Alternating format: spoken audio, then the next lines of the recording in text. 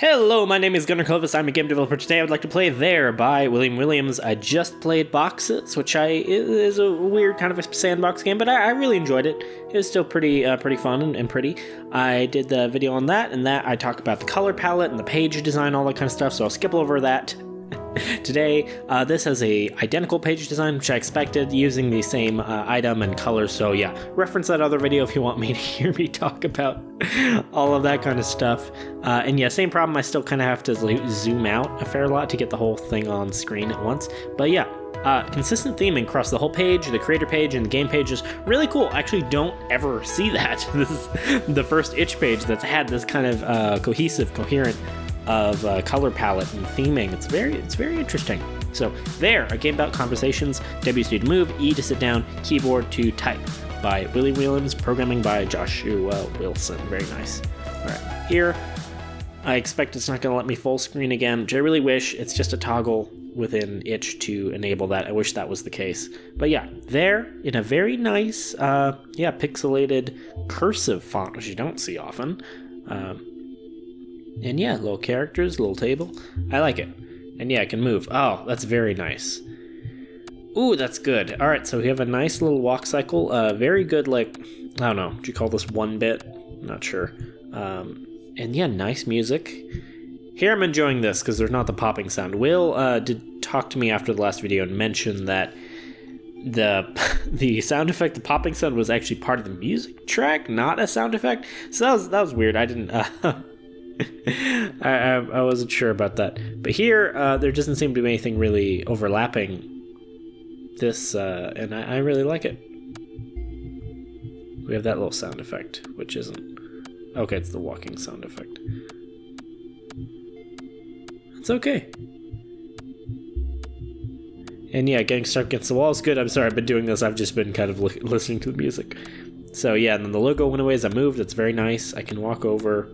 Okay, just walk through it. I was expecting to kind of snap to the chair, but I have to press E. Yeah, cool. Very nice. I like the typing effect. This is not a death wish. This is not a death sentence. This is just debris. This is just a phase. This is just a moment, scattered with the sunbeams and reflected by the stained glass. This is not religion, and this is not dogma. This is not who we are, it never will be. This will not define us. We're more than this. So much more. What we are is a concept, a construct, a comrade, a competition. We are corruption. We are community. We are a courtyard. A cement block in the cerulean, a certification, a candelabra, a carbon copy, a cuneiform writing in concrete. We are but a captured moment in time, a lighthouse in the fog. We are nothing but who we pretend to be in the darkness. This moment, this second, is nothing but a window pane.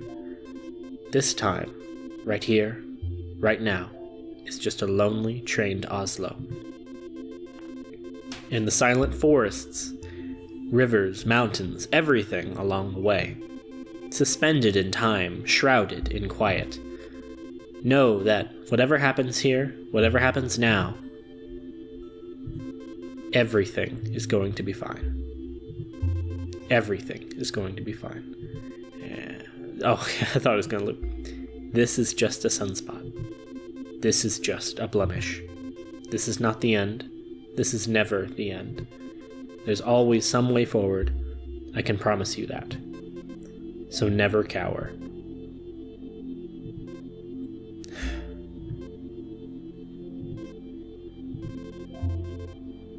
Would you mind saying that back to me? I need to hear it from someone else. I need to hear it from someone who at least pretends that they care. Please, I need to hear this from someone. I can't. I say all this stuff that I think helps, but I never know. Maybe because I've never been helped myself. It's so hard to be this fountain of inspiration when you're hurting. It's getting tougher and tougher to put up with this. I'm finding it harder to be human. I just need somebody to tell me it's going to be okay. Okay, now I can type. Cool. Yeah, and I can backspace. And nice sound effects everywhere. Always give feedback. Lots of sound effects there. Very good.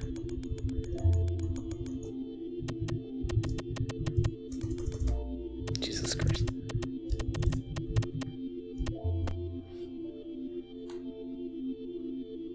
Okay.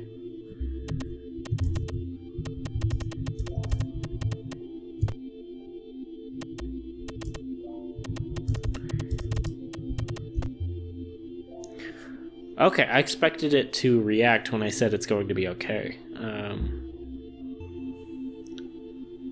So now, I guess it's just a sandbox where I can type and say whatever I want.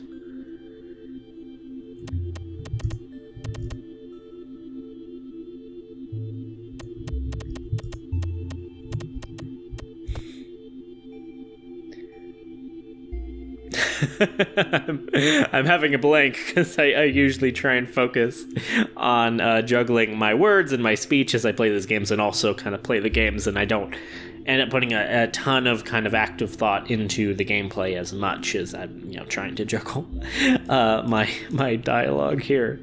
Now trying to think of something to speak while also typing stuff out. I'm having a little short circuit. I apologize.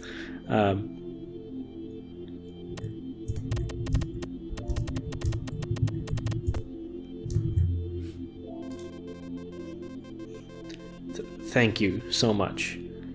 I really needed that. I don't know, man. These are just odd times, aren't they? Odd and hard times. God, everything is so fucked right now. Thanks for being here. Thanks for being my friend. Very nice. Okay, yeah, that was pretty... Oh, I can walk off screen. Okay. That was very nice.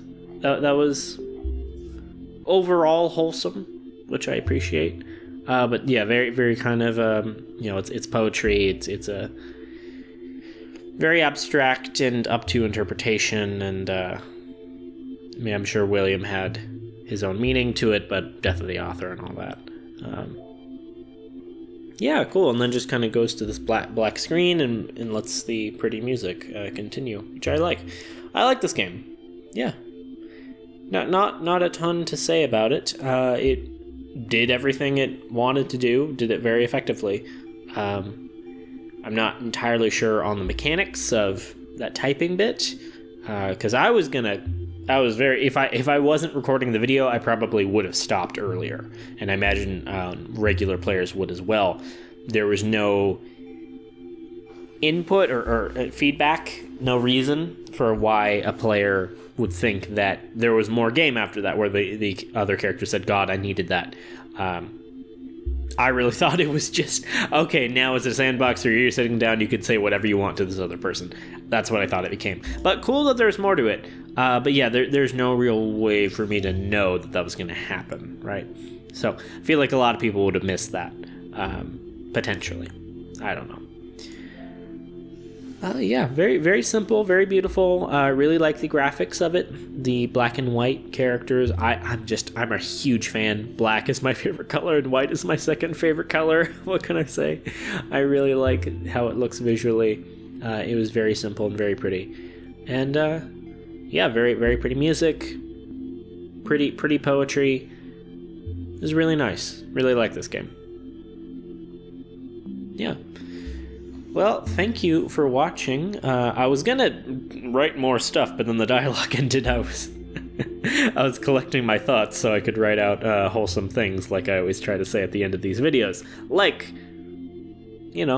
everything's okay. I don't necessarily agree with that guy. I mean, I don't know when this game was made, in 2019. Yeah, I mean, I don't like to get, but I don't know. Everything's inherently political. I was gonna say I don't like getting political, but it's impossible to not be political, right? And I don't know. The 24-hour news cycle, by the nature of how that works, as an industry, as a medium, it's driven to cause panic and hysteria. That's just a fact, right? That it's made to get as many views as possible, because that's how the news companies get money. They are a business, first and foremost. Their job is to make money, and they get money by making people read news articles and watch news videos, get clicks and all that. And that is by having the most outlandish stuff and blowing things out of proportion and not doing due diligence and, reporting on things as early as possible so they can have the first word on it, regardless of how much information they have. So it causes a lot of problems. There's a lot of corruption, but it's mainly just kind of a nature. I don't necessarily blame any of the news companies. It's just how it is with that system. And so because of that, people are, get more scared, and that's been happening for decades, ever since, TV, 24-hour news, national news, the telephone, and even telegraph, all that kind of stuff, making information more widely circulated. That makes it so, we're always hearing about terrible stuff, about deaths and murders and crime and all that kind of thing. But that's because we get that information regardless of where it happens in the world. And the world is a really, really big and beautiful place with a lot of people. I mean, new person is born now, like every few seconds. Someone new is born. Can you imagine that? That's incredible. Like, seriously. Imagine your life, as long and complicated as it is, as personal, all of your thoughts and words, another person, that everyone else has a life just as complicated as your own, just as personal, and a new person is born every few seconds. Think about that. That's incredible. And similarly, someone dies every few seconds, less frequently than people are born, just, you could say, a problem. At least in certain parts of the world, it causes resource issues, that kind of thing. But yeah, someone dies every few seconds. Life perishes.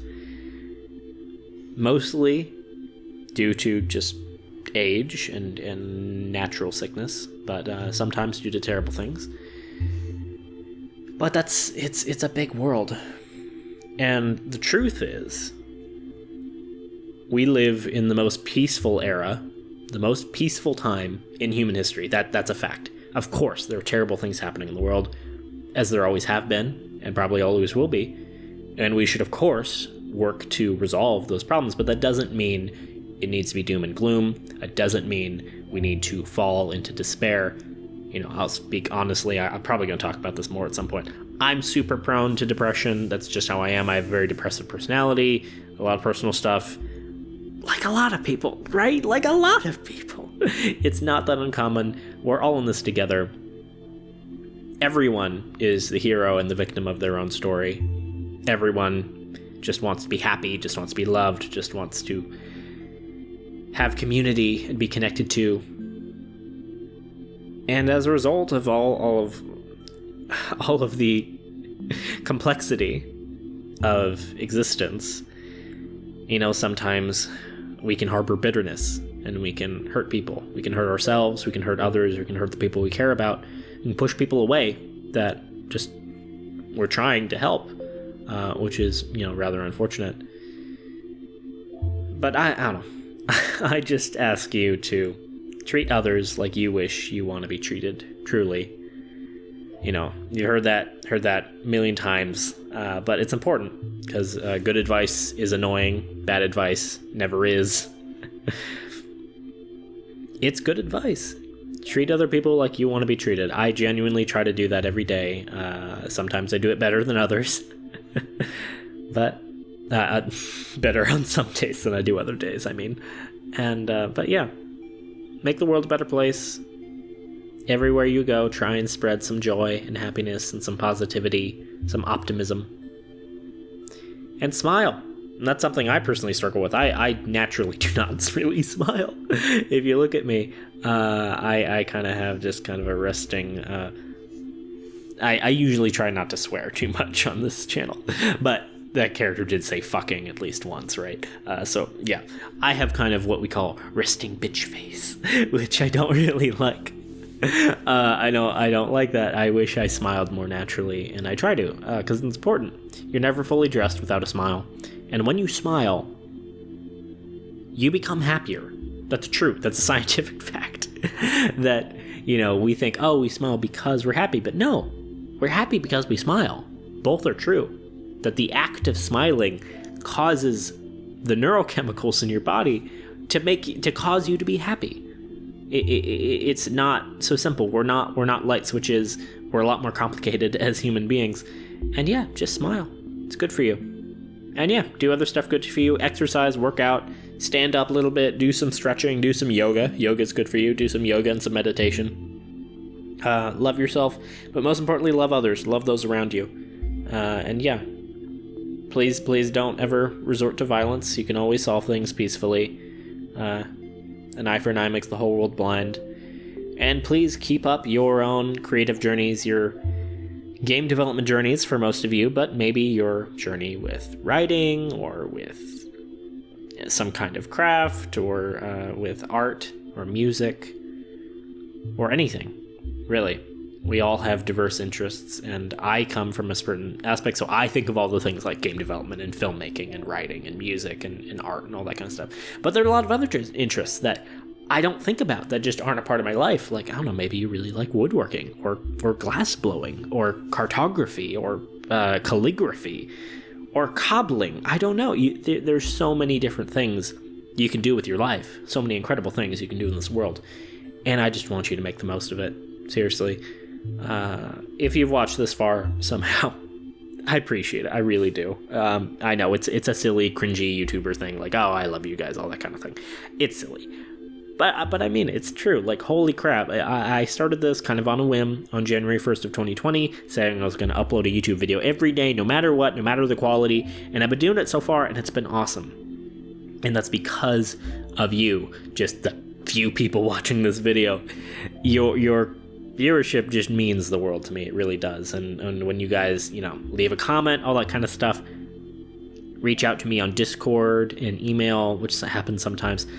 That's just awesome, and I really, really love talking to you guys. If you have an itch.io game you'd like me to review, or really anything, really, people haven't asked me to review their DeviantArt profile or something, but honestly, I would be kind of up for that.